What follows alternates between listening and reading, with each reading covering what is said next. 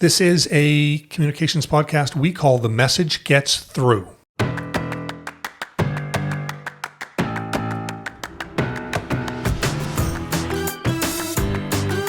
Glenn Kubish. I'm the creative lead here at reVerb Communications, and every fortnight or so I get to gather with a couple of my crack colleagues here at reVerb and have some fun talking about messages from the big old world, messages that hit their mark, messages that communicators can learn something from. This week I am joined by communications associate Nick Ross on the marketing campaign of the 2025 film, No Other Choice, and project director Jennifer Villeneuve on a message that's been getting through for over 400 years. Okay, and I will add some thoughts on a TV commercial about a chair.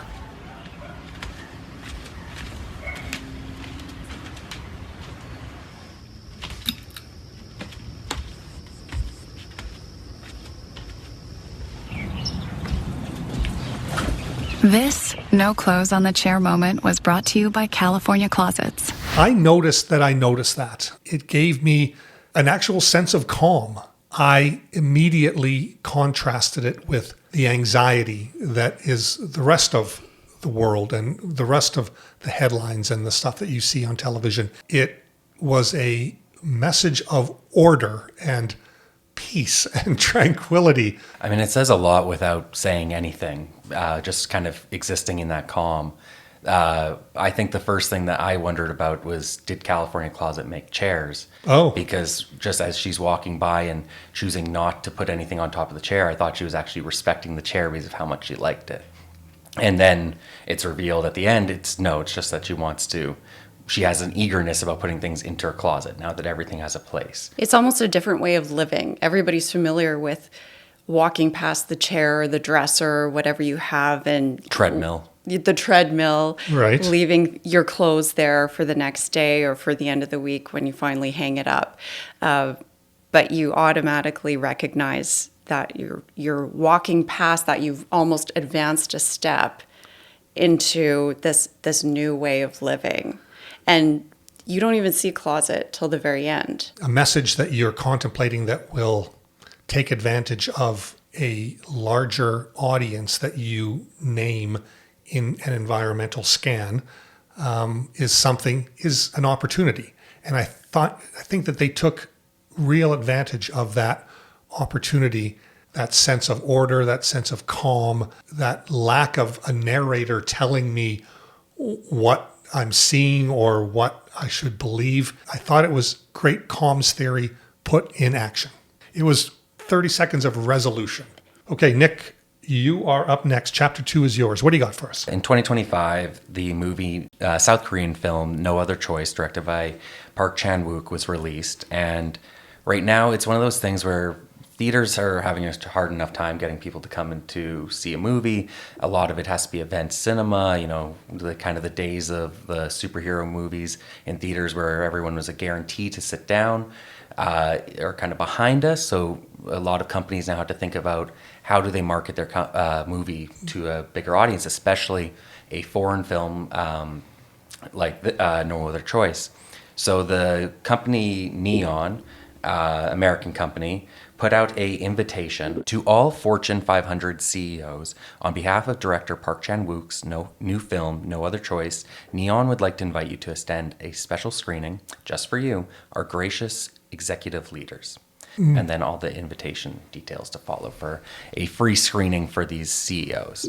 It's a bold marketing strategy. It's one I hadn't seen before. And it really does speak a lot to the film, because one thing I like about the message is that it's targeting these CEOs, but it's actually not for them. It's actually for the working class that are seeing this message go out on the internet, on social channels, and they're the ones that are tuning in. I know for me, I didn't really know what the movie was about going into it, and I see this campaign, and then you start doing the research. And I think that was exactly what they intended it to do. They didn't care if, the CEOs actually show up for a free screening. That was the intention, or that was what they were kind of describing what they wanted, the intentions of the goal, but actually they just wanted to spread the word. And when you look at Google now, it's just the news release about this invitation, because it was something that no one had seen before. the movie itself is critical of Fortune 500 CEOs? Yeah, so it's a South Korean movie, but it's based off an American book called Axe by Donald Westlake. It came out in 1997, and it was about paper people that a paper person that gets laid off and decides to start killing their competition so that they can get their job back. And the South Korean movie basically takes that same premise, even though, you know, that existed in the 90s, they still used it for today, and they kind of look at it as the decisions that CEOs make to automate and introduce AI and to shrink the workforce. And I think it actually excels in its message in a modern lens than it did in the past, just because it now feels even more prevalent. Did CEOs show up? I couldn't find any information if the screening actually happened. I realized that, you know, I would love for them to have like taken a photo of like an empty theater and use that to further their messaging. It seemed like an opportunity that they could have continued with it. The words come off as sincere, but the tone does not. I would take that as sort of flippant and almost a threat to me to attend the event if I was a CEO. Very much. How do you think the idea sparked? Because this is a South Korean film, you want to make sure that nothing's lost in translation, but also, you know, it's based off an American story.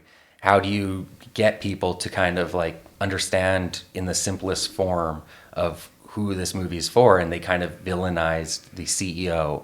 And I think that was a smart and efficient way of getting people's attention. You give them a villain, now they understand that when they go to see this movie, it's going to be something that's skewering them.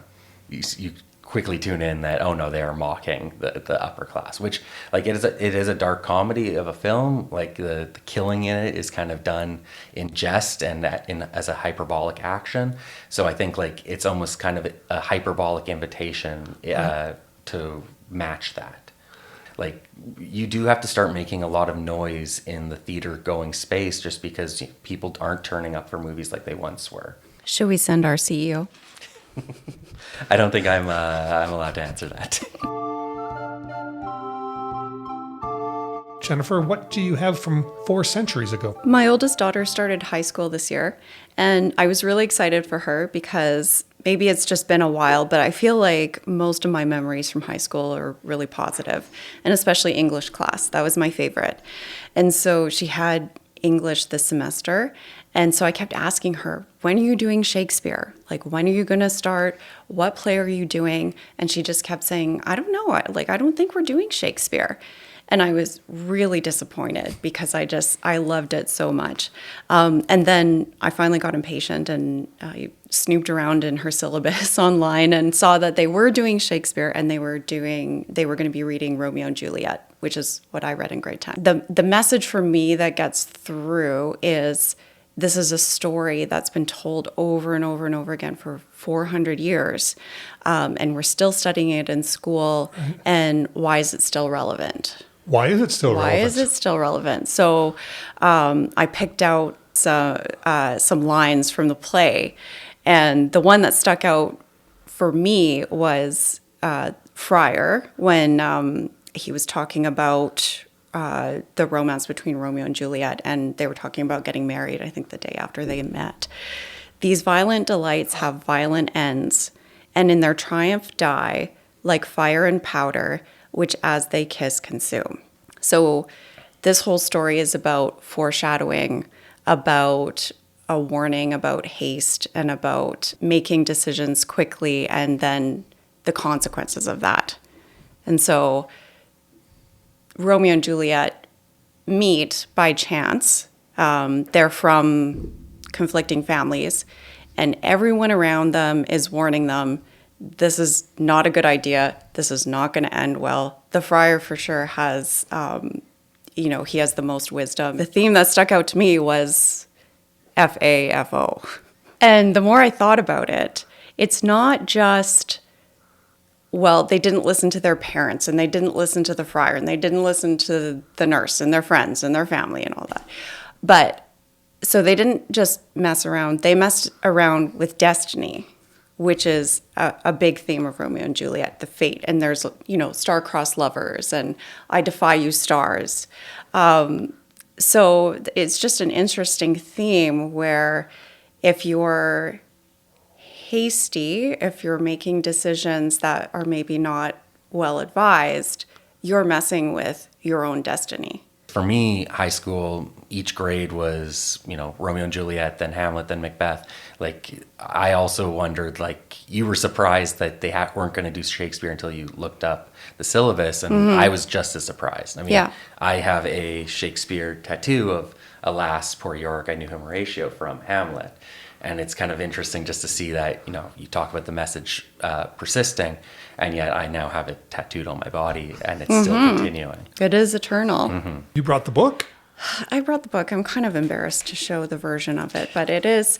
So it is my copy of Romeo and Juliet circa 1997. I also found a 1990s relic. This is what I was using for my bookmark. Eternity by Calvin Klein. I didn't even wear it in high school. I wore a different Calvin Klein, but I don't know. I had like warm, fuzzy feelings when I found it. Are there other lines, other messages from the play that have stuck with you over these many centuries? Juliet said, "Although I joy in thee, I have no joy in this contact tonight. It is too rash, too unadvised, too sudden." And then even later on, I think actually this was before they went to the party when Romeo met Juliet. He said, "I fear too early, for my mind misgives some consequence yet hanging in the stars."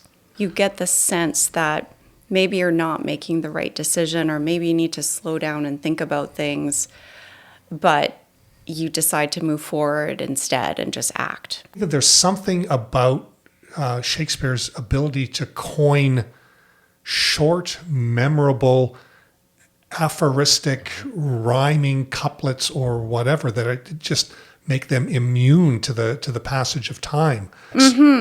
And he can shorten things. He invented so many words that we still use today, and a lot of them tied to emotion, where maybe you know the feeling of the emotion, but maybe there wasn't a word. So jaded, lonely, pious, cold-blooded. Those are all Shakespeareisms? Those are all Wow. Shakespeare words. And then on the other side, really practical words like eyeball. Apparently that word was not used before he invented it. Manager, accommodation, swagger. All from the Bard. Yes. Wow, stunning. And it almost relates to my choice today, where no other choice was ignored by the Oscars, but the story Hamlet has done very well for Academy Award nominations. So it's interesting to see that, Shakespeare still existing within the realm of cinema has kind of evolved from plays to the modern form today. Well, that's the time that we've got, friends. Parting is such sweet sorrow. Thank you, California Closets. Thank you, Neon. And thank you, Shaky. Thanks to all of you for joining us. We'll see you next time on The Message Gets Through.